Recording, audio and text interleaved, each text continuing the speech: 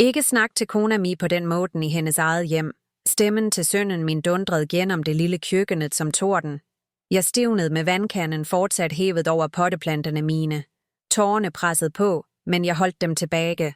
På bare nogle få måneder havde den lille gutten, jeg engang bar i armene mine. Nu lad en fremmed kaste mig ud af huset, jeg havde bygget med mine egne hænder. Det var i det øjeblikket, jeg forstod, at hvis jeg ville genvinde respekten i mit eget hjem, måtte jeg tage en afgørelse, som kunne koste mig sønnen min. Mit navn er Reidun. Jeg er 67 år gammel. Jeg har jobbet som syerske i 40 år for at opdra sønnen min efter, at manden min gik bort. Hver krone jeg sparte, gik til at bygge dette huset. Hver murstein, hver spiker, kom fra mit harde arbejde. Den dagen sønnen min, Eirik, blev uteksamineret som ingeniør, var den lykkeligste dagen i mit liv. Hvert offer havde endelig fået en mening. Så dukkede Silje op. Eirik mødte hende på en firmafest, og bare 6 måneder senere kundgjorde han, at de skulle gifte sig. Silje var 10 år yngre, vakker, charmerende og jobbede som markedschef. Alt skete så fort. En eftermiddag satte de to i stuen min for at snakke om at bo hos mig en stund for at spare penge til et hus. Det bliver kæmpefint, mamma, sagde Eirik entusiastisk. Vi kan spare penge, og du slipper at bo alene. Silje smilte forsigtigt, men øjnene hendes var kalde. Noget i det smilet gjorde mig urolig, men jeg slog det fra mig. Sønnen min var lykkelig, og for en mor er vel det vigtigste. Det første tegnet kom bare en uge efter brylluppet. Jeg kom hjem fra et besøg hos en veninde og fandt planterne på balkongen min flyttede. Kaktusene, som trængte stærkt sollys, var nu skjøvet ind i et mørkt hjørne. Silje, disse planterne trænger lys for at overleve, sagde jeg forsigtigt. Hun løftede ikke engang hovedet fra magasinet sit. De fik balkongen til at se så rotede ud. Jeg købte et nyt salonbord. Måtte have plads til det. Da jeg så bordet, sank hjertet mit. Det var et kaldt, moderne metalbord, som crashet med alt andet i huset. Og det stod nøjagtigt der de elskede planterne mine havde stået i 15 år. Synes du ikke, du burde have spurgt mig først? Spurgte jeg. Silje så endelig op. Tonen hendes var flat. Eirik sagde. Det går bra. Trods alt er jo dette vort hjem, er det ikke? Jeg svælgede tårerne og sagde ingenting. Den kvelden prøvede jeg at snakke med Eirik, men han bare trak på skuldrene. Mamma, Silje vil bare få det til at føles som hendes eget sted. Det er ikke så farligt. Fra da jeg ændret alt sig sagte. Gardinerne mine blev byttet ud med persienner i metal. Familiebilder blev fjernet for at give plads til livløse pyntegenstander. Køkkenet, jeg havde elsket i 10 år, blev ommøblet slik, at jeg knapt nåede kjælene og pandene. Hver gang jeg sagde ifra, blev Erik irriteret. Mamma, du må være lidt mere fleksibel. Silje bor her også. Det, som sårede mest, var ikke forandringerne. Det var at indse, at min mening ikke længere betød noget. Jeg var blivet en gæst i mit eget hjem. En dag kom jeg hjem fra butikken og fandt 3 fremmede kvinder siddende i stuen og drak kaffe. Silje introducerede dem som kolleger. De nikkede høfligt og fortsatte så at prate, som om jeg ikke engang var der. Jeg gik stille til køkkenet, men stemmene deres bar. Jeg skjønner ikke, hvordan du orker at bo med svigermoren din, sagde en af dem. Silje sukkede. Det er tøft. Hun kontrollerer alt, klager hele tiden, men heldigvis er det midlertidigt. Når flytter derud. Vi leder fortsat. Forhåbentligvis snart. Jeg er lei af at måtte forklare hende, hvordan jeg vasker, når jeg spiser, til og med hvad jeg spiser. Jeg stivnede, mens jeg holdt en boks med bønner. Jeg havde aldrig krævet forklaringer for noget som helst. Tårerne rant ned over ansigtet mit, men jeg forblev tavs. Den kvelden prøvede jeg at snakke med Eirik. Gutten min, jeg hørte, at Silje ikke trives med at bo her. Eirik lagde ned gaflen og så på hende. Hun spilte umiddelbart offer. Jeg sagde bare, at det er lidt vanskeligt nogle gange. Jeg er vant til mere selvstændighed, men Silje, sagde jeg har aldrig klaget eller prøvet at kontrollere dig. Eirik rynkede panden. Kalder du kona mi en løgner? Stemmen hans var skarp, ukendt. Silje sænkede hovedet og lot, som hun var såret. Mamma trænger bare tid til at vende se til det. Eirik sagde, hun prøver sit bedste. Du burde være mere forståelsesfuld. Jeg blev stum. Sønnen min troede virkelig, at jeg var problemet. Fra den dagen begyndte Silje at stænge mig ude. Hun lavede mad bare til de to, og lagde igen rester til mig. Hvis jeg prøvede at snakke om et program på tv, byttede de kanal. Huset jeg engang havde elsket, var blidt et fremmed sted. En søndag eftermiddag kom jeg hjem fra kirken og så alle hagepottene mine skjøvet ind i et hjørne. Silje, hvad har sket med planterne mine? Spurgte jeg. Hun satte ved siden af Eirik og bladede i et interiørmagasin. Jeg trængte plads til den nye grillen, jeg købte. De gamle pottene var i vejen. Jeg blev lamslået. Nogle af dem var gaver fra Eiriks far, før han døde. Silje sukkede og hørtes leg ud. Dette huset trænger en opdatering, Reidun. Ingen har en så gammeldags hage længere. Grillen vil øge værdien på ejendommen. Sinde væltede op i mig. Dette er mit hus. Du kan ikke bare fjerne ting, som tilhører mig. Eirik spræt op, rød i ansigtet. Ikke snak til kona mi på den måde i hendes eget hjem. Det er hendes hus også. Hun har al ret til at ændre på ting. Jeg stivnede. Hendes hus. Stemmen min skalv. Eirik, dette er mit hjem. Åla der bo her betyder ikke. Nu begynder vi igen, afbrød Eirik. Kanskje vi burde flytte ud, hvis det plager dig så mye. Silje greb raskt hånden hans så lot, som hun roede ham ned. Det går bra, kære. Moren din har bare lidt vanskeligt for at tilpasse sig på grund af alderen. Den nedladende tonen knuste noget ind i mig. Jeg løb til rummet mit og gråd som et barn, ikke på grund af planterne, men fordi jeg indså, at jeg virkelig havde mistet sønnen min til en kvinde, som viskede mig ud bit for bit. Den kvælen tog jeg min beslutning. Næste morgen, efter at de havde dratt på job, ringte jeg en låsesmed. Jeg vil have alle låsene byttet i dag. 2 timer senere kom en middelaldrende mand. Mens jeg forklarede, nikkede han. Du gør det rette, frue. Nå til dags respekterer ikke de unge de ældre længere. Da han var færdig, holdt jeg de nye nøglerne i hånden og følte, at jeg havde genvundet noget, som var blidt taget fra mig i måneder. Jeg betalte ham og gav lidt ekstra. Tak skal du have. Han smilte venlig. Lykke til, frue. Du vil trænge det. Så ringte jeg min ældre søn Lars, som boede i Trondheim. I modsætning til Eirik var han rolig og omtænksom. Efter at have lyttet, sukkede han. Mamma, jeg er så lei for det. Eirik har altid været let at påvirke, men dette er for mye. Du gjorde det rette. De må møde konsekvenserne. Hvis Silje ikke kan respektere dig, fortjener hun ikke at bo under dit tak. Ordene til Lars gav mig styrke. Jeg brugte dagen på at genoprette hjemmet mit, flytte plantene tilbage til sine pladser, fjerne metalbordet fra balkongen, hænge op de gamle gardinerne mine igen og placere familiebilene tilbage på hylden. Det føltes som at genvinde hver eneste centimeter af livet mit. Den kvelden hørte jeg bilen til Eirik køre ind i garagen. Hjertet mit bankede, men jeg var ikke red længere. Dette var mit hus, og jeg skulle opføre mig som dens retmæssige ejer. Jeg hørte nøgler vrise i låsen, og så stoppe. Flere forsøg fulgte, så Eiriks stemme. Rat. Nøkkelen virker ikke. Lad mig prøve. Silje ristede også på sine. Så kom bankingen først forsigtig, så hardere. Mamma, er du derinde? Døren vil ikke åbne se. Jeg satte roligt i sofaen med lysene på, slik at de kunne se mig gennem gardinet. Mamma, vær så snil og åbne døren. Eiriks stemme blev panisk. Så råbte Silje. Reidun, alt inde i huset var endelig i orden. Jeg gik til døren, men åbnede den ikke. Alt er helt i orden, sagde jeg jævnt. Jeg har bare byttet låsene. Det blev en pause. Så skreg Silje. Hvad var det, du sagde? Reidun, hvad slags spøg er dette? Åbne døren med en gang. Eirik hørtes mere forvirret ud end sint. Dette er ingen spøg, gutten min.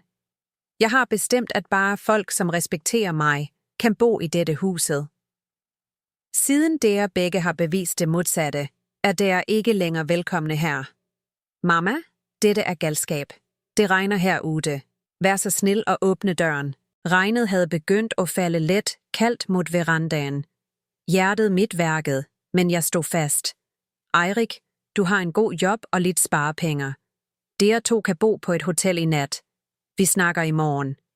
Jeg kan ikke tro dette, råbte Silje, panisk. Du kan ikke kaste os ud på denne måde. Det er ulovligt. Faktisk er det ikke det, svarede jeg roligt. Dette huset står i mit navn. Jeg betaler alle regningene.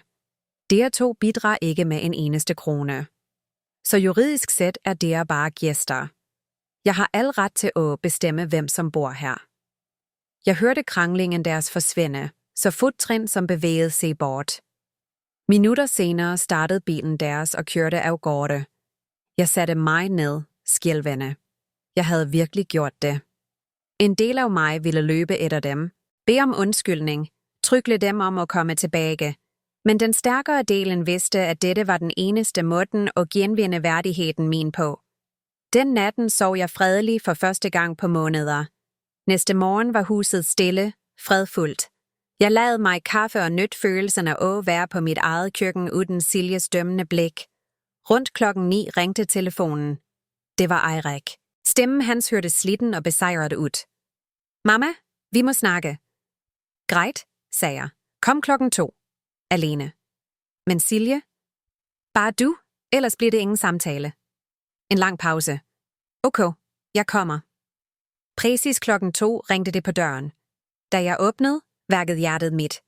Eirik så ud, som om han havde ældet 10 år over natten, med skægstopper på hagen, mørke ringer under øjnene og en krøllete skjorte. Kom ind, sagde jeg lavt. Han gik sagte ind, som om han gik ind i et fremmed hus i stedet for det, han voksede op i. Vi sat over for hverandre i stuen. Ingen af os sagde noget.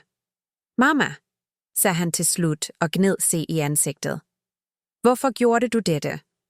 Spørgsmålet kom uventet på mig. Jeg havde forventet sinde, ikke forvirring. Forstår du virkelig ikke? Han ristede på hovedet. Jeg ved, at du og Silje havde uenigheder, men at kaste os ud. Uenigheder. Stemmen min brast. Silje har vist mig mangel på respekt i månedsvis. Hun har ændret alt i dette huset uden at spørge, sladret om mig med veninderne sine her i denne stuen, og stængt mig ude fra mine egne måltider. Og i går, da jeg prøvede at beskytte plantene faren din gav mig, kæftede du på mig, som om jeg var en fremmed. Eirik bøjede hovedet og undgik øjnene mine. Silje sagde, at du var kontrollerende, at du aldrig lod hende gøre ting på sin måde, og du troede på hende uden engang at spørge mig. Han forblev tavs, og den stilheden var mit svar. Eirik, jeg byggede dette huset med mine egne hænder efter at faren din døde. Jeg jobbede 3 jobber for at betale for uddannelsen din. Alt jeg nogen gang ønskede var din lykke, men det betyder ikke, at jeg må blive behandlet som søppel i mit eget hjem. Tårerne rant ned over ansigtet til Eirik. For første gang siden han var barn, så jeg ham gråte. Jeg er lei for det, mamma. Jeg var blind. Jeg ville bare holde Silje glad, og jeg så ikke, hvad du gik igennem. Hjertet mit mygnede, men jeg stod fast. Undskyld er ikke nok, gutten min. Dette har gått for langt. Der to må finde et andet sted at bo. Mamma, vi har ikke sparet nok endnu. Vi sparer fortsat til egen kapital. Det er ikke mit problem. Der er voksne. Find et billigere sted. Bed Siljes familie om hjælp. Gør hvad der må, men der kan ikke bo her længere. Eirik nølte. Hvad om Silje beder om undskyldning? Hvad om hun lover at forandre sig? Jeg så ret ind i øjnene hans. Tror du virkelig, hun vil forandre sig 1 måneder med respektløshed? Han sukkede. Jeg ved ikke. Jeg elsker jer begge. Jeg vil ikke vælge. Du har allerede valgt, Eirik. Da du kæftede på mig for at forsvare hende, valgte du. Han brød sammen og hulkede som en liten gut. For et øjeblik så jeg sønnen min igen, den jeg opdrog. Jeg holdt på at give etter, men jeg vidste, at hvis jeg gjorde det, ville cyklusen gentage sig. Jeg elsker dig, Eirik. Dette vil altid være dit hjem. Du vil altid være velkommen her. Men Silje har vist, at hun ikke respekterer mig, og det kan jeg ikke tillade. Når dere har deres eget sted, kan vi genopbygge familien vor, men ikke under dette taget. Eirik drog stille og lovede at tænke på det. I de følgende dage ringte han flere gange, bad mig om at revurdere, lette efter en anden løsning. Jeg stod fast. En uge senere bankede det på døren. Da jeg åbnede, stod Silje der. Hun så helt anderledes ud. Ingen sminke, blegt ansigt, dybe skygger under øjnene, enkle klæder. Reidun, sagde hun lavt. Kan vi snakke? Jeg nølte, klar til at lukke døren, men bestemte mig for at høre, hvad hun havde at sige. Kom ind, sagde jeg kølig. Silje gik ind, så fortabt ud, stribet for sin arrogance. Vi satte i stuen, på samme sted, da hun engang havde ignoreret mig, mens hun pratede med veninderne sine. Jeg tog med denne til dig, sagde hun og rakte mig en liten plante. Jeg ved, du elsker at stille i hagen. Jeg så på den lille kaktusen, sagde ingenting og satte den på bordet. Hvad vil du, Silje? Hun trak pusten dybt for at samle mod. Jeg kom for at bede om undskyldning for, hvordan jeg behandlede dig. For at være respektløs for alt. Jeg krydsede armene og så på hende. Efter at du kastede os ud, fortsatte hun, måtte Eirik og jeg bo på et billigt hotel. Det var helt for fordeligt. Rummet var slidt og lydt hele natten. Nu lejer vi et lille rum hos en gammel dame i en anden bydel. Hun er endnu strengere end dig. Ikke lov at bruge køkkenet efter klokken 8. Skoene over ved døren og ingen gæster tilladt. Jeg må vide, hvorfor du fortæller mig dette, sagde jeg kaldt. Vil du, at jeg skal synes synd på dig? Nej. Hun ristede raskt på hovedet. Jeg ville bare bede om undskyldning. Jeg indså nu, at jeg tog fejl, at jeg invaderede livet dit uden at tænke på følelserne dine. Hvorfor denne pludselige hjerteforandringen, spurgte jeg. For 2 uger siden kaldte du mig en sur gammel dame. Siljes øjne fyldtes med tårer. Fordi nu forstår jeg. Eirik fortalte mig, at du jobbede 3 jobber efter at manden din døde, solgte smykkene dine for at betale skolepengene hans, og byggede dette huset bit for bit. Du skabte alt her. Et liv, en familie, et hjem. Og jeg kom ind og opførte mig, som om ingenting af det betød noget. Stemmen hendes hørtes oprigtig ud, men jeg forblev forsigtig. Hvordan ved jeg, at du ikke bare spiller et skuespil? Jeg kan ikke bevise det med ord, bare med handlinger. Hvis du vil give mig en chance. En chance til hvad? En chance til at vise dig, at jeg kan respektere dig, at jeg kan være en anstændig svigerdatter, at jeg kan tilhøre denne familien uden at prøve at forandre den. Jeg så dybt ind i øjnene hendes. Det var noget anderledes denne gang. Et snev af ydmyghed. Ved Eirik, at du er her? Nej, svarede hun. Han er på job. Jeg tænkte, det var bedst, om vi kvinder snakkede ærligt. Bare os 2. Den ærligheden overraskede mig. Hun plejede at gemme sig bag sønnen min hver gang det opstod en konflikt. Hør her, Silje, sagde jeg sagte. Du sårede mig dybt. At føle sig visket ud i sit eget hjem er ikke noget, som forsvinder let. En undskyldning og en potteplante kan ikke slette det. Jeg forstår, sagde hun lavt. Og jeg er villig til at gøre hvad som helst for at gøre det godt igen. Først af alt, sagde jeg, er dette mit hus. Jeg bestemmer alt, som sker i det. Hvis du vil gøre ændringer, spørger du, og du respekterer min endelige afgørelse. Silje nikkede raskt. For det andre forventer jeg respekt. Ikke noget baksnakking. Ikke noget utilstængelse fra måltider. Og ikke røre mine ejendeler uden tilladelse. Jeg Reidun. Jeg lover.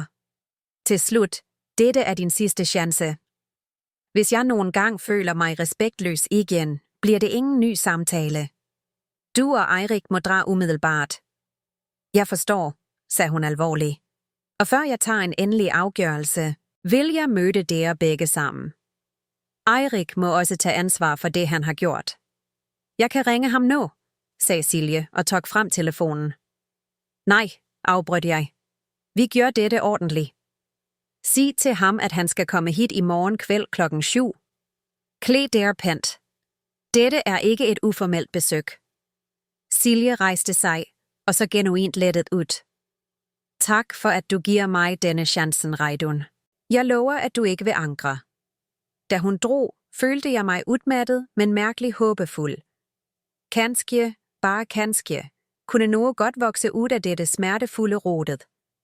Den kvelden ringte jeg min ældre søn, Lars, og fortalte ham om Siljes besøg. Er du sikker på dette, mamma? Spurgte han og hørtes bekymret ud. Folk forandrer se ikke over natten. Jeg ved, gutten min, men alle fortjener en ny chance. Jeg har ikke lovet noget endnu. Jeg vil bare se, hvordan Eirik opfører sig i morgen. Greit, sagde han. Bare vær forsigtig. Ikke lad ting skli tilbage til slik de var. Ikke bekymre dig. Jeg har sat grænserne mine klart og tydeligt. Næste kvæld, præcis 7:00, ringte det på døren. Da jeg åbnede døren, stod Eirik og Silje der side om side, begge anspændte. Eirik holdt en buket hvide liljer. Favoritblomsterne mine. Kom ind, sagde jeg og smilte svagt, mens jeg tog imod blomsterne. Vi satte i stuen, de i sofaen, jeg i min vante lænestol. Stilheden hang tungt, før Eirik endelig snakkede. Mamma, jeg vil begynde med at sige undskyld. Det findes ingen undskyldning for, hvordan jeg behandlede dig. Du gav mig alt, satte mig altid foran dig selv. Og jeg kæftede på dig i dit eget hjem. Stemmen hans sprak. Jeg skammer mig. Det, som sårede mig mest, sagde jeg roligt, var ikke kæftingen din. Det var, at du stod og så på, mens nogen var respektløs mod mig i månedsvis og ikke gjorde noget. Jeg ved, indrømmede Eirik med sænket blik. Jeg var så fokuseret på at holde Silje glad, at jeg ignorerede, hvad du gik igennem. Kanskje jeg så det, men jeg ville ikke konfrontere det. Silje fortalte mig, at dere to fortsat ikke har fundet et sted at bo, sagde jeg. Det stemmer. Eirik nikkede. Lejepriserne er for høje. Vi prøver at spare til et hus, i stedet for at kaste bort penge på leje. Jeg forstår, sagde jeg. Så, hvad er det, dere beder mig om? De udvekslede et blik. Så snakkede Eirik. Vi beder bare om en ny chance til at bevise, at vi har lært leksen vor. At vi kan bo sammen med dig med respekt. Lad Silje til. Jeg fortalte ham alt du bag om, og han er enig i alt. Bra, sagde jeg og så direkte på Eirik. Men jeg har en betingelse til. Hvis det nogen gang er en uenighed mellem mig og Silje, tager du ikke automatisk hendes side. Du lytter til begge og er retfærdig. Eirik nikkede bestemt. Jeg lover, mamma. Jeg skal ikke gøre den fejl igen. Greit. Jeg pustede ud. Der kan komme tilbage i morgen. Jeg trænger bare lidt tid til at forberede mig. Siljes øjne blev store. Virkelig? Du vil give os en ny chance? Ja, men husk, at dette er den sidste. Hvis jeg føler mig respektløs igen, bliver det ingen diskussion. Det er drar umiddelbart. Begge var enige og takkede mig om og om igen.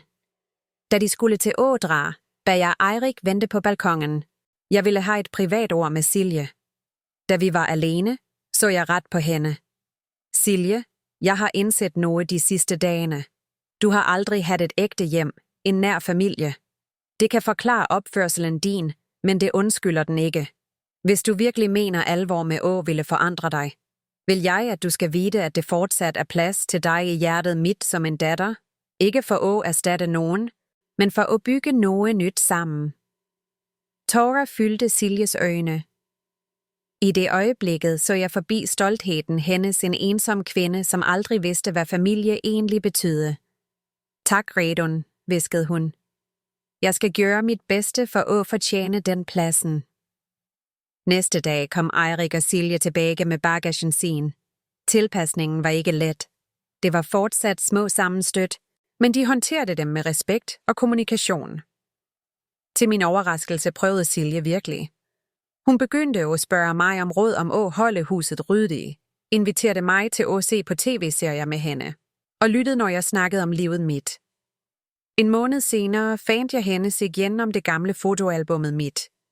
Jeg stivnede og huskede, hvordan hun plejede at se ned på tingene mine. Undskyld, Reidun, sagde hun og lukkede albummet forsigtigt.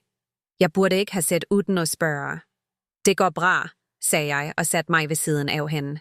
Jeg blev bare overrasket. Jeg ville vide mere om denne familien, om Ole, faren til Eirik. Han snakker ikke så mye om ham. Ordene hendes mygnede hjertet mit. Jeg åbnede albummet og pegte på et billede af Ole, som holdt babyen Eirik. Han var en god mand, hardtarbejdende, ærlig. Han døde, da han var 42 i en byggeulykke. Det må have været så tøft at opdrage 2 barn alene, sagde Silje lavt. Det var den tøffeste tiden i livet mit, indrømmede jeg. Men det viste mig, hvor stærk jeg virkelig var. Hun var stille et øjeblik og hviskede så. Kanskje det er derfor, jeg opførte mig, som jeg gjorde. Jeg følte mig truet af din styrke, af historien til dette huset. Jeg følte, at jeg ikke hørte til. Silje, sagde jeg forsigtigt. Et hjem bygges ikke ved at viske ud fortiden. Det bygges ved at lege til nye minder. Du og Eirik kan skabe en fremtid her uden at ødelægge fundamentet. Hun nikkede og forstod det virkelig for første gang. Med tiden indså jeg, at ikke bare hun havde forandret sig, det havde jeg også. Jeg blev mere åben, lod dem pudse op soverummet sit, sætte op nogle moderne hylder i stuen, så længe familiebillederne fik stå. Jeg gik til og med på en grill i hagen, så længe ingen rørte de kære planterne mine. Eirik blev også den kærlige sønnen, jeg huskede. På søndagsmorgener spiste vi frokost på Bondens marked, slik vi plejede. Nogle gange blev Silje med os. Nogle gange lod hun os have vor tid alene. 6 måneder efter Lås hændelsen inviterede de mig på middag. Jeg vidste, det var noget vigtigt. Da Silje serverede dessert, karamelpuddingen hun havde lært fra min opskrift, tog Eirik hånden hendes og smilte. Mamma, vi har fundet en lejlighed. Vi signede lejekontrakten i går. Halsen min snørte sig sammen. Dels tristhed, dels stolthed. Det er fantastisk, gutten min. Den er i nærheden, Cecilie raskt. Bare 10 minutter med bil. Du kan komme på middag når som helst. Når flytter det, spurgte jeg. Om 2 uger, svarede Eirik. Men det er en ting til, mamma. De udvekslede et blik før Silje sagde lavt. Jeg er gravid. Vi skal have en baby. Tårer fyldte øjnene mine. Mit første barnebarn var på vej. Al smerten fra de sidste månederne føltes pludselig liden i forhold til denne glæden.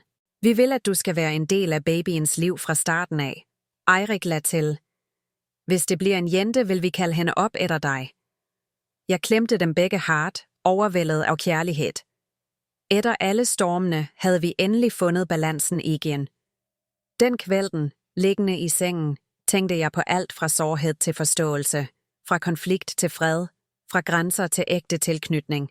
Jeg indså, at nogle gange må man sætte en stræk for, at sunde forhold kan vokse. Huset, jeg engang byggede med ofre, var fortsat mit tilflugtssted. Men nu var det også en vugge for nye minder, en større familie og en fremtid, jeg ikke kunne have forestillet mig for 6 måneder siden. Og alt begyndte i det øjeblikket, jeg havde mod til at sige nej. I det øjeblikket, jeg nægtede at blive visket ud i mit eget hjem, viste grænsen Eirik engang krydset. Se at være det, som hjalp os alle at se, hvor grænser hører hjemme for at bygge noget varigt. Den morgen, de flyttede til sit nye sted, hjalp jeg til med at bære de sidste eskene til bilen og skjulte tårerne mine. Mamma, sagde Eirik og klemte mig hardt. Dette er ikke farvel. Vi er bare 10 minutter una. Jeg ved, smilte jeg. Det er bare det, at jeg kommer til at savne at høre fodtrinene deres rundt i huset. Silje, 4 måneder på vej, kom bort med et mildt smil. Reidun, husk søndagslunscher hos os og onsdagsmiddager her. Jeg nikkede og tørkede bort en stag tårer. Og ring mig, hvis det trænger noget. Det lover vi, sagde de i kor. Jeg stod på gårdspladsen og så bilen deres forsvinde rundt hjørnet. Da jeg gik ind igen, føltes huset mærkeligt stille. Jeg brugte dagen på at rydde, sætte bøger tilbage i hylderne, flytte planterne ind i sollyset, sætte alt tilbage på sin plads. Disse små handlingerne gav hjertet mit fred. Den kvelden, mens jeg drak te og så på favoritprogrammet mit, fik jeg en melding fra Silje. Det var et billede af den nye lejligheden deres med teksten. Savner varmen din. Kan du hjælpe os med at indrede i helgen? Jeg smilte. Hvem skulle troet, at kvinden, som engang hånede indredningen min, nå ville bede om min hjælp? Folk kan virkelig forandre se, når de mødtes med stødig kærlighed og klare grænser. I de følgende månederne fandt livet en ny rytme. Søndagslunscher i Eirik og Siljes lejlighed blev dyrebare øjeblik. Jeg kom tidligt for at hjælpe Silje med at lage mat, og vi snakkede om babyen, opskrifter og fremtiden. Eirik, altid omtænksom, kørte mig altid hjem etterpå. Selvom jeg insisterede på, at jeg kunne tage bussen, lod Eirik mig aldrig gøre det. Etter hvert som Siljes mage vokste, blev forholdet vort dybere på måder, jeg aldrig havde forventet. Hun begyndte at spørge mig om graviditet, om at opdra Eirik, om frygten og håbene ved at blive mor for første gang. Jeg var livred, indrømmede jeg en søndag eftermiddag. Ole jobbede lange dage, og jeg var alene med en baby, som ikke ville slutte at gråte. Jeg føler det på samme måde, sagde Silje og strøg forsigtigt over sin 7 måneder store mage med øjnene fulde af bekymring. Alle tror jeg bare vil vide, hvordan man er en mor, men jeg har ingen anelse. Ingen er født med den kundskaben, vennen min, sagde jeg. At være mor er en rejse, der man lærer hver eneste dag. Det var første gang, jeg kaldte hende vennen min, og det kom helt naturligt. Silje lagde mærke til det, øjnene hendes glinsede. Tak, Reidun, hviskede hun. For at du gav mig en ny chance, for at du er her med mig. Jeg holdt hånden hendes. Det er det familie gør, Silje. Vi løfter hverandre op, selv etter fejlene vore. I den 9. måneden sagde hun noget, jeg aldrig troede, jeg skulle høre. Reidun, jeg vil have dig med på fødestuen sammen med mig og Eirik. Jeg stivnede. Er du sikker? Det er et vældig privat øjeblik. Jeg er sikker. Du er den eneste moren, som virkelig bryr sig om mig. Jeg vil, at du skal være der for at ønske barnebarnet dit velkommen.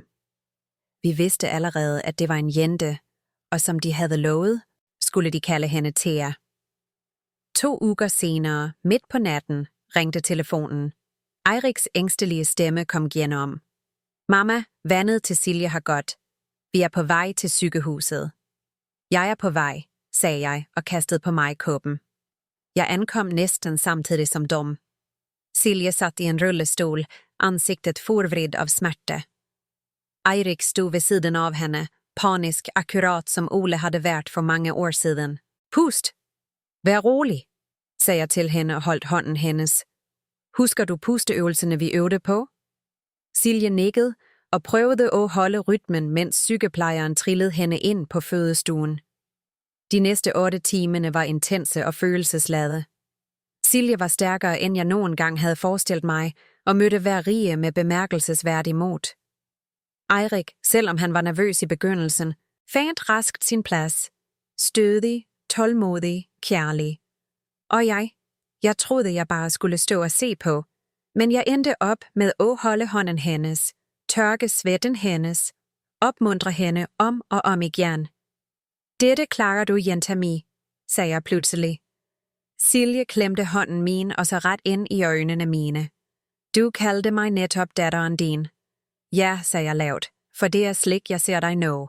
Med et sidste pres fyldte lyden af babyen Theas første skrig rummet.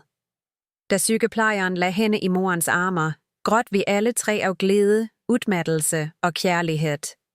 Hej, lille Thea, hviskede Silje, og snude se mod mig. Vil du holde hende? Hænderne mine skalv, da jeg tog imod babyen, og så på det lille, rynkede ansigtet hendes, rødt og mygt, akkurat som Eiriks, da han blev født, og hjertet mit flommede over af kærlighed. Velkommen til familien, lille Thea, hviskede jeg og kyssede panden hendes forsigtigt, mens jeg så på Eirik, Silje og mit nyfødte barnebarn. Jeg indså, at hver modgang, vi havde mødt, bare var en nødvendig del af rejsen, som førte os hit til dette øjeblikket af kærlighed og tilknytning. Månederne, som fulgte, var en tåge af blejer, flasker, søvnløse nætter og ubeskrivelig glæde. Jeg var altid klar til at hjælpe, men jeg gav mig også rum til at lære at være nye forældre. Silje forbløffede mig. Hun blev en hengiven mor. Eirik var som sin far, omsorgsfuld, beskyttende og stødig. Omtrent 6 måneder senere, en eftermiddag, dukkede Silje op på døren min, med babyen Thea i armene, ansigtet blegt og træt. Undskyld, at jeg dukker op uden varsel, sagde hun med skælvende stemme. Thea har haft vondt i magen siden i går, og jeg klarer ikke at ro hende ned. Eirik er i et møde, og jeg vidste ikke, hvad andet jeg skulle gøre. Kom ind, vennen min, sagde jeg umiddelbart og åbnede døren på vidt gab. Du gjorde det rette. Jeg tog babyen og vuggede hende forsigtigt i armene mine.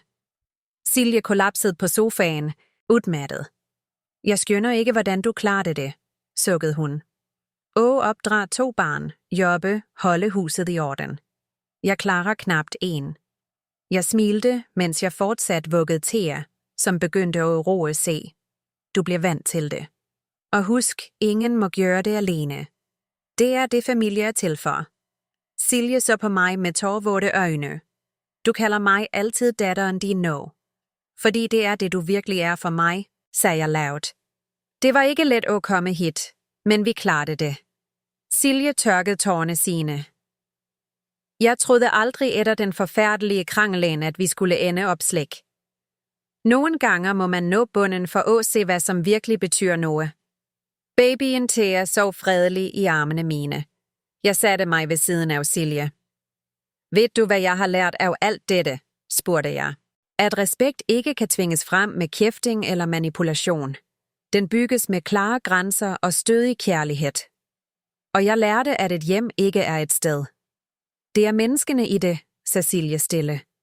Tak for, at du lærte mig det, og for, at du viste mig, hvordan en ægte familie ser ud. Mens jeg så på mit sovende barnebarn og kvinden, jeg engang så på som en modstander, nå en uerstattelig del af livet mit, følte jeg ingenting andet end taknemmelighed. Grænsen Eirik engang krydsede, det smertefulde vendepunktet, var blidt begyndelsen på vor helbredelse og vækst. Nogle gange er det i de dybeste kriserne, vi opdager vor virkelige styrke, og gennem de vanskeligste forholdene vi lærer ubetinget kærlighed. Da lille Thea fyldte 1 år, holdt vi bursdagsselskabet hendes i hagen. Vejret var mildt, og hagen, som næsten havde blivet ødelagt, var nu grønnere end nogen gang, pyntet med balloner og farverige bånd. Grillen stod der fortsat, pænt placeret i et hjørne, og etterlod god plads til mine elskede planter. Et perfekt symbol på balancen, vi havde fundet. Familie, venner og naboer kom alle sammen. Lars fløj ind med sin kone og deres 2 barn. Min gamle nabo kom med en hjemmelavet kage. Nogle af Siljes gamle venner var også der, selvom jeg lagde mærke til, at hun ikke var like nær dem længere. Jeg så stille på hende, mens hun pratede med gæstene. Ingen arrogance, ingen overlegenhed. Hun serverede alle med ægte varme, introducerede stolt datteren sin og sørgede for, at alle følte sig velkomne. Da en ven spøgte.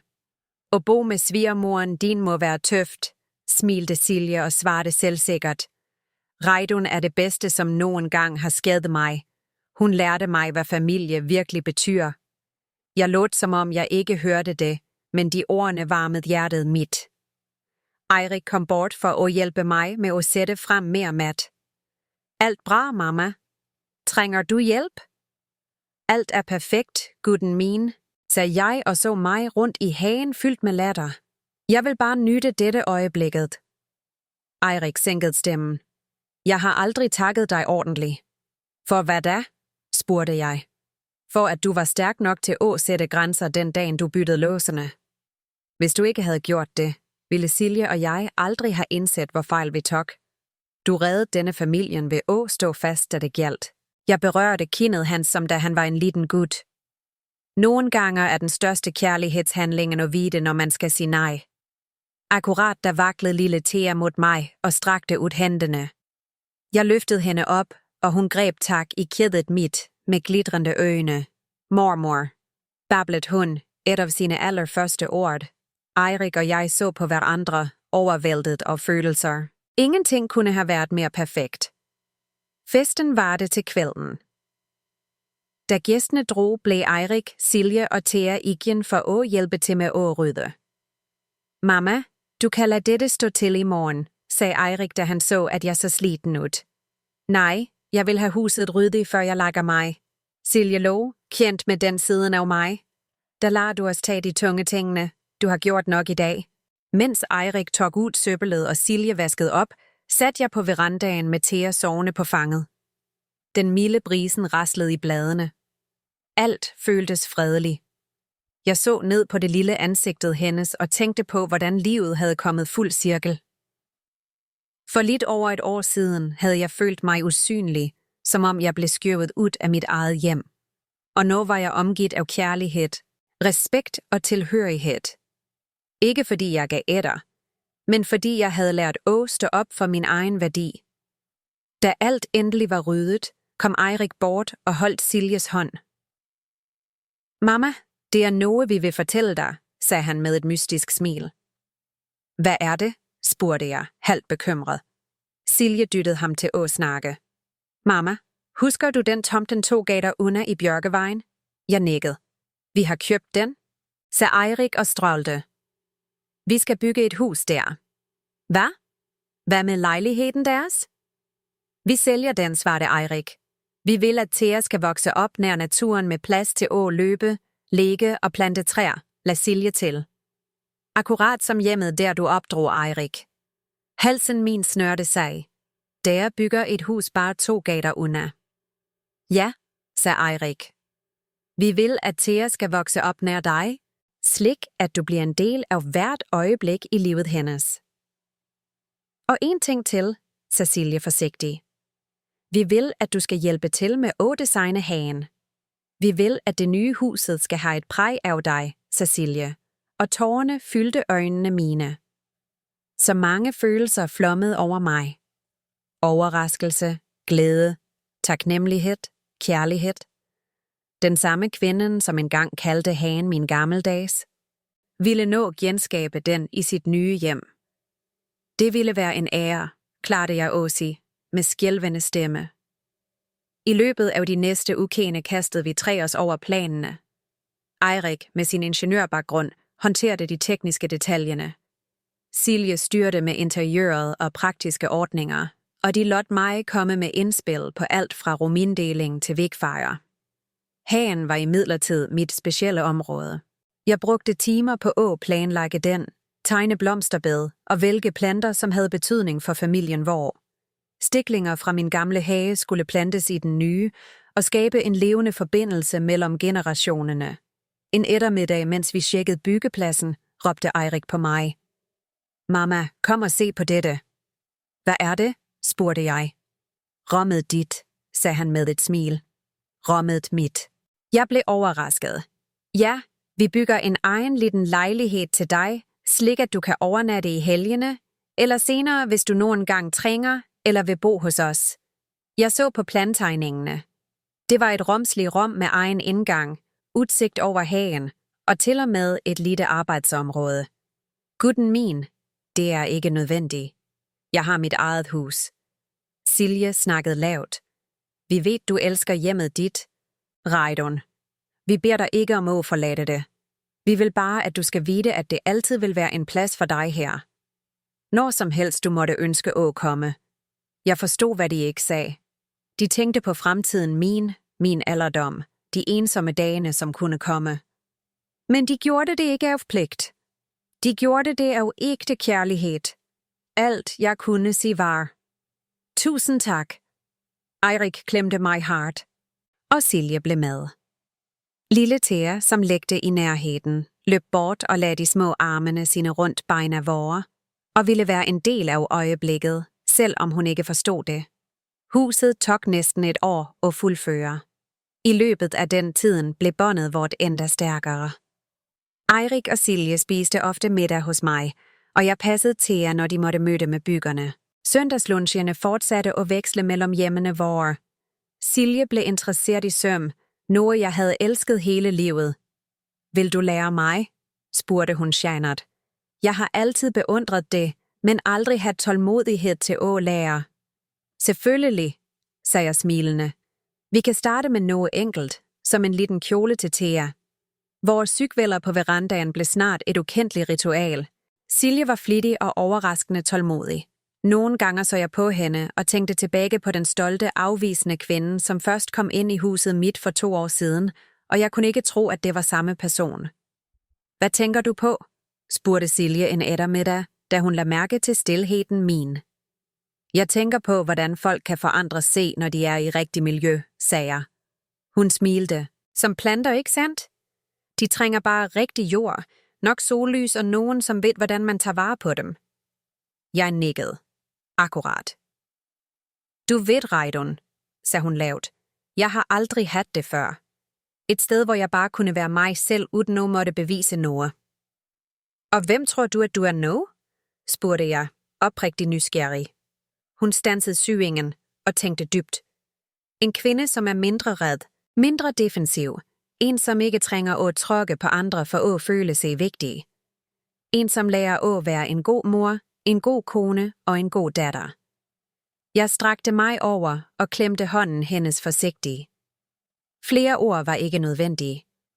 Indflytningsdagen kom med en strålende vår. Blomsterne, vi havde plantet, blomstrede vakkert, som for at fejre denne nye begyndelsen. Jeg havde hjulpet dem med at vaske, ordne i skabene og forberede hver mindste detalje. Mens vi pakkede ud service på det rumslige køkkenet, sagde Silje. Reidun, jeg vil gerne have hjælp til noget specielt. Selvfølgelig, vennen min. Hun ledede mig til en tom væg i stuen, der flere trækasser stod stablet. Jeg vil lage en mindevæg med billeder af begge familierne vore. Specielle øjeblik fra da Eirik var baby til da Thea blev født. Et slags visuelt familietræ. Vil du hjælpe mig med at vælge billederne? Jeg blev dybt rørt. Det var vanskeligt at tro, at dette var den samme kvinde, som engang gemte bort billederne mine, fordi de var for uddaterede. Det ville være en ære, sagde jeg. Vi brugte hele ettermiddagen på at se gennem gamle album. Jeg viste hende billeder fra brylluppet mit med Ole, babybilleder af Eirik, lille Lars, som lærte at gå, billeder af huset, som blev bygget for 10 år siden. Silje delte nogle få barndomsbilleder af sig selv, sjældne billeder, der hun så alvorlig og fjern ud. Vi har ikke mange familiebilleder, indrømmede hun, lidt flau. Forældrene mine skilte se, da jeg var 7. Og etter det var vi næsten aldrig sammen for at tage billeder. Der forstod jeg, hvorfor hun havde været så bevogtet, så defensiv. Hvorfor hun havde slidt med at tro på familiebånd. Hun havde aldrig vidst, hvordan et stabilt hjem føltes.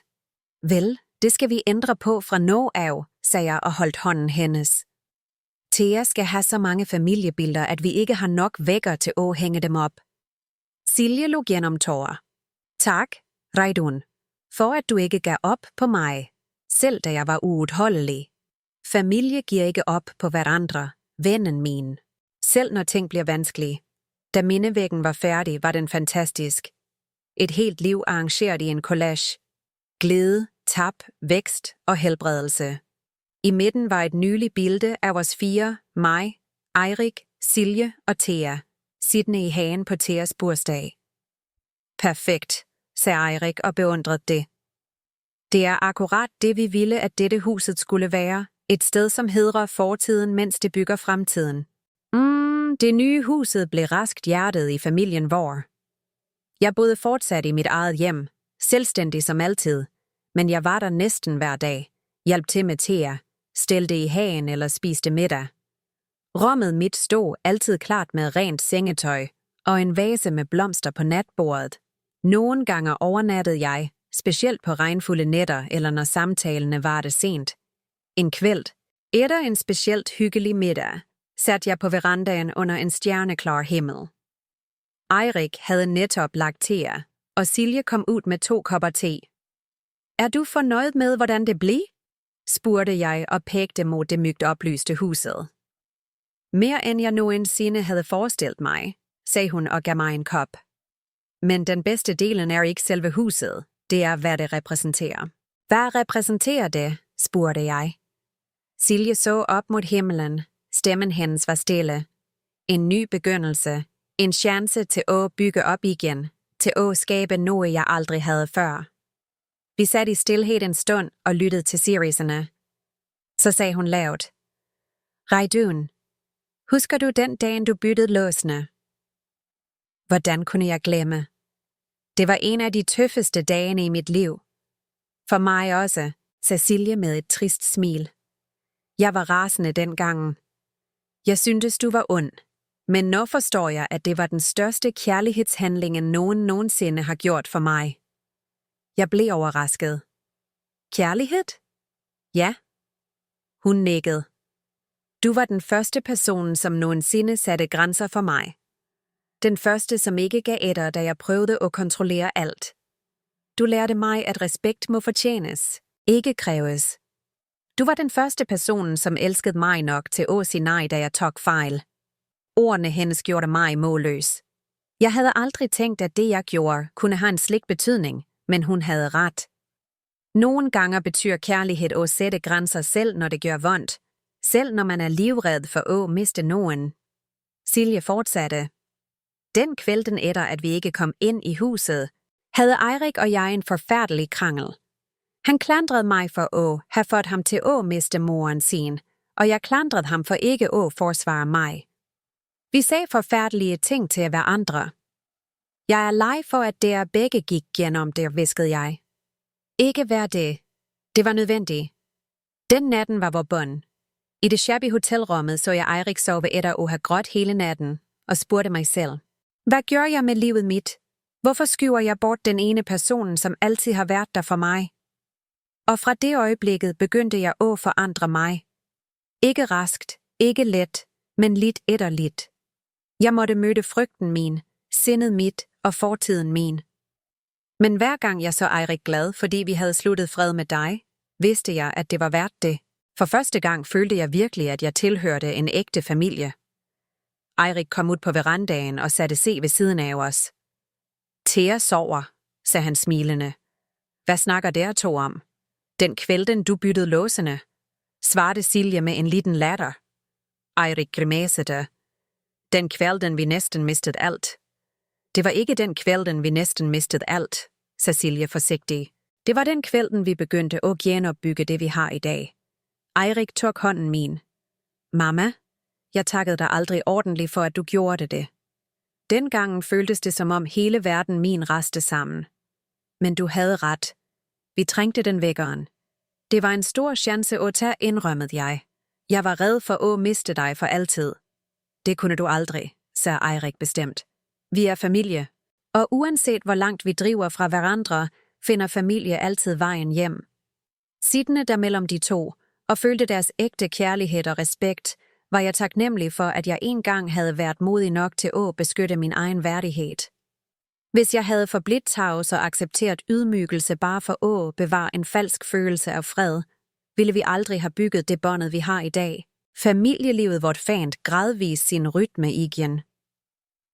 Thea, nå flere måneder gammel, elskede at ligge i hagen, som Silje og jeg stelte sammen. Hun efterlignede de voksne, plukkede op blader, tørkede af bord og fik alle til at le.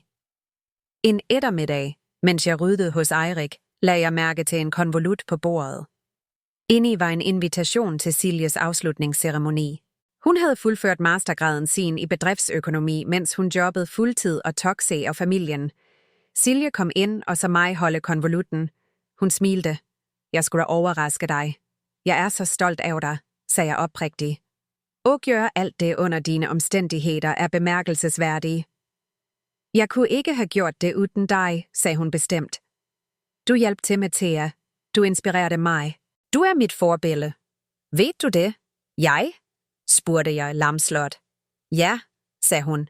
En kvinde, som har udholdt så mye, men ligevel beholdt sin værdighed og styrke. En, som ved, når man skal sige nej, selv når det gør vondt. Jeg havde aldrig tænkt på mig selv som nogens forbillede. Jeg gjorde bare det, jeg måtte for at overleve, for at opdra barna mine, for at holde på selvrespekten. Men gennem Siljes øjne så jeg, at jeg var stærkere, end jeg nogensinde havde troet.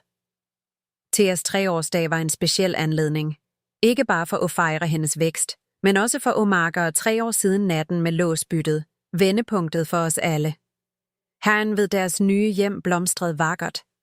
Rosebuskene, jeg havde taget med fra mit gamle hus, fyldte luften med duft, omgivet af lavendel og rosmarin. Frugttræerne, vi havde plantet, da de først flyttede ind, bare nå sine første små frugter, akkurat som forholdet vort. Lille, men fuldt af løfter. Silje, nå seniorleder, organiserede festen med varme og omsorg. Eirik gik rundt og tog billeder, stolt af familien sin. I mellemtiden trak Lars, min ældre søn, mig til side. Mamma, jeg må indrømme, sagde han med et glis. Den dagen du byttede låsene, troede jeg, du havde mistet forstanden. Jeg var sikker på, at Erik aldrig ville tilgive dig, og at Silje aldrig ville forandre sig. Jeg lå. Jeg var red for det, jeg også. Men se dig rundt, sagde han og pegte mod hagen. Silje hjælper Thea med at blåse ud lysene. Eirik smiler mens han tar bilder. Alle prater lycklig. Jeg har aldrig sett broren min så glad. Og Silje, hun er en helt anden person. Folk kan forandre sig, sagde jeg, når de er i rigtig miljø, et som er bygget på klare grænser og ægte kærlighed. Du har altid været den klokkeste i familien, sagde Lars. Jeg smilte. Visdom er en gave, som kommer med alderen og med lærdommer, både søde og bitre. Da festen var over, så jeg Silje sitte alene på hagebænken og se på Thea, som løb rundt. Jeg satte mig ved siden af hende. Ryggen værkede efter den lange dagen. Sliten? Spurgte hun. Lidt, humrede jeg. Jeg er ikke 20 længere. Silje lå. Ingen af os er det, men du ser yngre ud for hvert år, som går. Hemmeligheden er lykke, spøgte jeg. Den bedste anti-aldringskremen i verden. Vi satte i stilhed og så på Thea, som snurrede rundt i den lille kjolen sin. Så snakkede Silje lavt. Reidun, det er noget, jeg har ønsket os i længe, men ikke vidst hvordan. Sig det, vennen min. Jeg voksede op uden nogen stærke kvindelige forbilleder. Moren min var for optaget med at overleve efter skilsmissen. Tantene mine var fjerne, og jeg havde aldrig en bedstemor rundt mig. Da jeg mødte Eirik og hørte ham snakke om sin fantastiske mor, blev jeg jaloux. Den jalousien blev til bitterhed. Jeg lyttede, hjertet mit snørte sagde. Da jeg flyttede ind i huset dit, ville jeg bevise, at jeg var vigtigere for Eirik, end du var. Det var en latterlig konkurrence i hovedet mit. Jo snillere du var, jo sintere blev jeg, for det gjorde det umuligt at have dig. Det vidste jeg aldrig, sagde jeg lavt. Jeg troede bare, du ikke likte mig. Nej, det var frygt, indrømmede Silje. Frygt for ikke at være god nok. Frygt for ikke at vide, hvordan man tilhører en ægte familie. Hun snudede se mod mig. Da du byttede låsene, indså jeg noget. Nogen brydede sig nok om mig til at sætte en grænse. Før det lot folk mig enten gøre, hvad jeg ville, eller så gik de bort. Du viste mig, hvad respekt betyder, hvad egenkærlighed betyder, hvad familie betyder. Stemmen hendes skal. Du blev den moren, jeg aldrig havde. Og jeg vil, at du skal vide, at i mit hjerte er du min mor, like mye som Eiriks. Tårerne rant ned over ansigtet mit, før jeg kunne stoppe dem. Efter alle disse årene, selvom vi havde blivet nære, havde Silje altid kaldt mig Reidun og holdt en ørliten afstand. Kan jeg kalde dig mamma? Spurgte hun stille. Ingenting ville gjort mig lykkeligere, sagde jeg og trak hende ind i armene mine. 2 kvinder, som engang stod på hver sin side, holdt nå hver andre som ægte mor og datter. Thea løb bort, ansigtet hendes glødede i solnedgangen. Mormor, mamma, se. Hun holdt op en liten sukkulent, som spirede i en potte. Kan jeg plante den i min egen lille potte? Selvfølgelig, vennen min, sagde Silje og løftede hende op. Mormor vil lære mig, ikke sandt?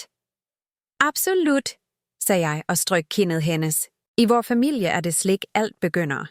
Vi planter, vi stiller, og vi ser ting vokse. Eirik kom ud af huset med nogle tallerkener. Da han så os 3 sammen, smilte han. Her er mine 3 favorittjenter. Hvad planlægger der nå? Vi lægger planer, sagde Silje med et ærtende blik mod mig. For Hagen og for familiens fremtid. Eirik satte fra se-tallerkenerne og satte se ved siden af os.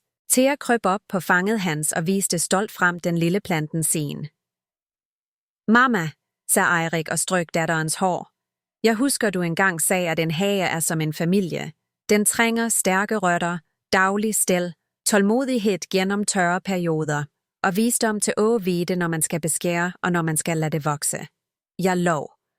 Det høres akkurat ud som mig. Og du havde ret, sagde Eirik. Den gyldne solnedgang badede hagen i varmt lys og afslørte tidens spor i alle ansigtene vore. I mit, linjerne af arbejde, tab og hardt vundet fred. I Eiriks, den rolige modenheden til en mand, som havde lært at balancere kærlighed og respekt. I Siljes, den stille skønheden af dyb forvandling. Og i Theas, ren uskyld og en vidåben fremtid. Hvem skulle have troet, at den ensomme natten, jeg byttede de låsene, ville blive begyndelsen på alt det vakre, som fulgte? Hvem kunne have gættet, at i øjeblikket, jeg troede, jeg havde mistet sønnen min for altid, var det, da jeg faktisk vandt ikke bare ham, men en datter i min svigerdatter og et barnebarn, som bragte lys ind i livets skumring. Livet går sjældent slik, vi planlægger. Det er de uventede svingende, de desperate valgene, vi tager i vores mørkeste timer, som fører os til de vakreste stederne.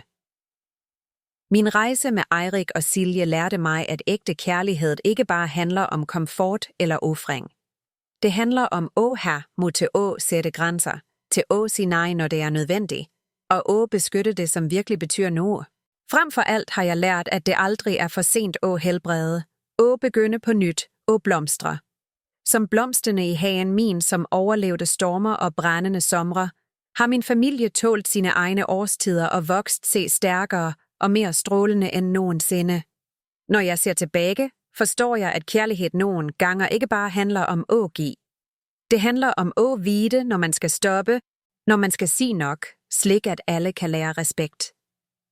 Familier er ikke perfekte, men hvis vi er modige nok til sætte grænser med kærlighed, kan det være det første skridtet mod helbredelse. Jeg frygtede engang miste sønnen min, men i sandhed var det, jeg mistede den dagen. Bare min tavshed og underkastelse.